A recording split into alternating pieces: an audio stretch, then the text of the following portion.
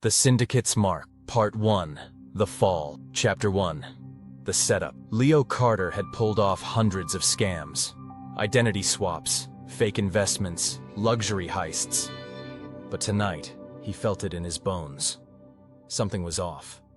He swirled the amber liquid in his glass, barely listening to the hum of laughter and clinking glasses around him.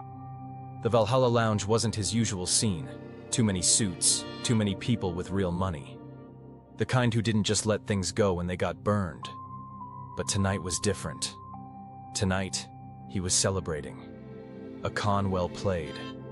A payout in the millions. And, if things went right, his last job.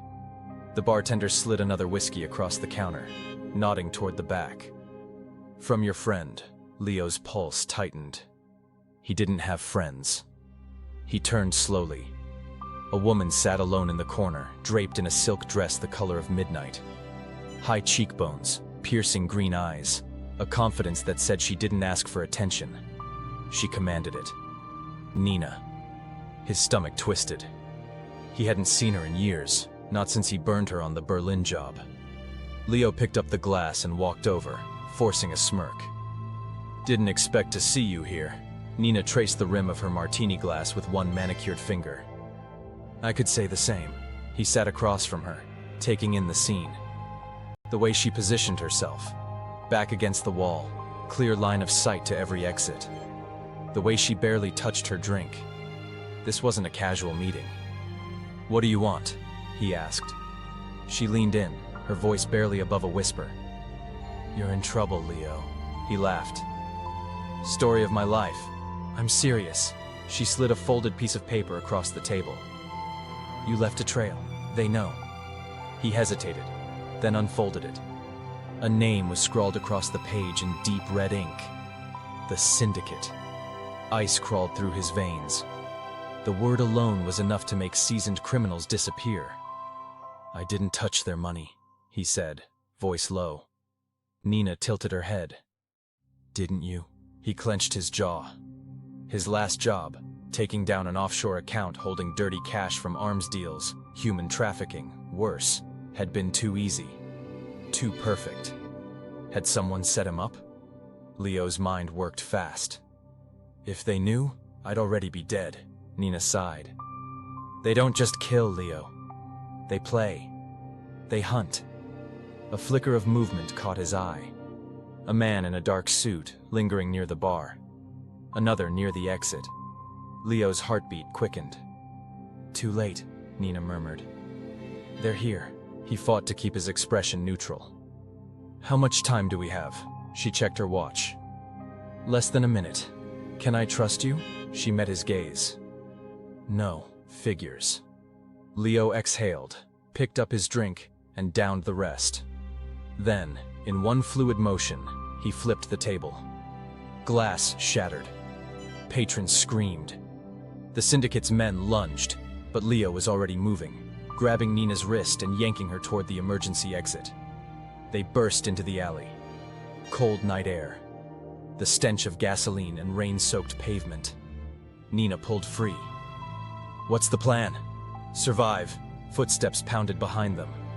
A bullet whizzed past, hitting the brick wall inches from Leo's head. No time. No second chances. He ran. Chapter 2. A job gone wrong. Leo's lungs burned as he weaved through the alleyways, Nina at his side. They'd shaken their tail, for now. But the Syndicate wasn't the type to let loose ends dangle. His mind raced. If the Syndicate knew about the job, that meant one thing.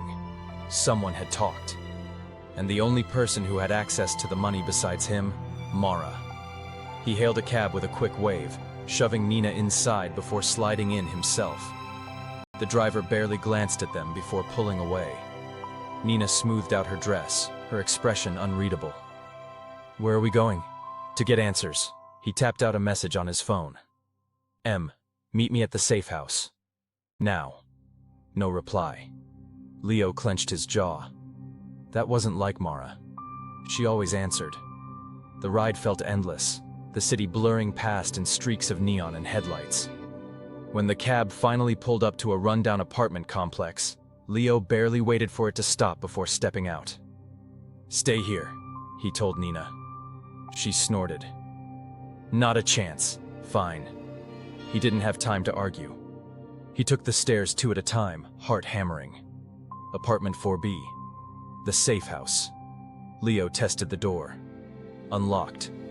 Not good. He pushed inside. The air smelled of stale cigarettes and tension. The place was trashed, papers scattered, the couch overturned, the cheap lamp on the floor in pieces. And Mara was gone. Leo scanned the room, his gut tightening. No blood. No signs of a struggle. But the laptop where they kept the offshore accounts.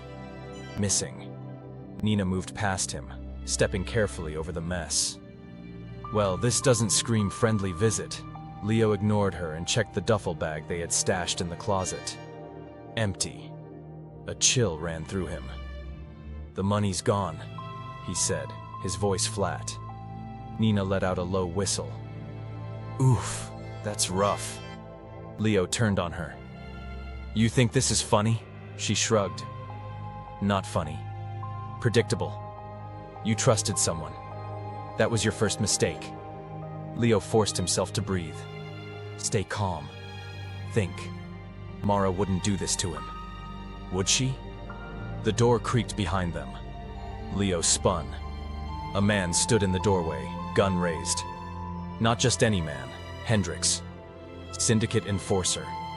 Mean, methodical, and the last person Leo ever wanted to see. Hendricks smiled like a vulture spotting roadkill. "Bad night, Carter?" Leo's fingers twitched. "No weapon. No plan." Nina exhaled. "Well, shit." Hendricks cocked the gun. "Let's take a ride."